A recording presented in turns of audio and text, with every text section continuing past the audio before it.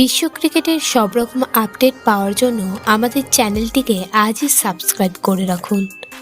লখনৌর চতুর্থ ওভারের ইনিংসের ঘটনা। ঈশান্ত শর্মার একটি বল ওয়াইড দেন মাঠের আম্পায়ার। সিদ্ধান্ত পছন্দ হয়নি ঋষভ পন্থের। রিভিউয়ের আবেদন করবেন কিনা ভাবতে ভাবতেই ডিআরএস এর আবেদন করে ফেলে। ততক্ষণে টনক নড়ে পন্থের।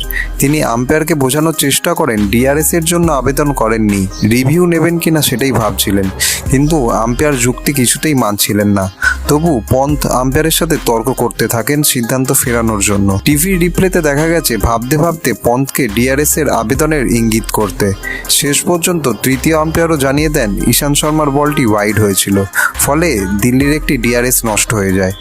এই ঘটনার ছবি ও ভিডিও ভাইরাল হয়েছে টুইটারে। ক্রিকেট প্রেমীরা সমালোচনা করেছেন পন্থের নেতৃত্বের। একজন বলছেন পন্থ এখনো অপরিণত, নেতৃত্ব দেওয়ার কোনো যোগ্যতাই নেই, ওরই ভুল। আরেকজন আবার বলছেন পন্থ কখনোই সঠিক ডিআরএস নিতে পারে না।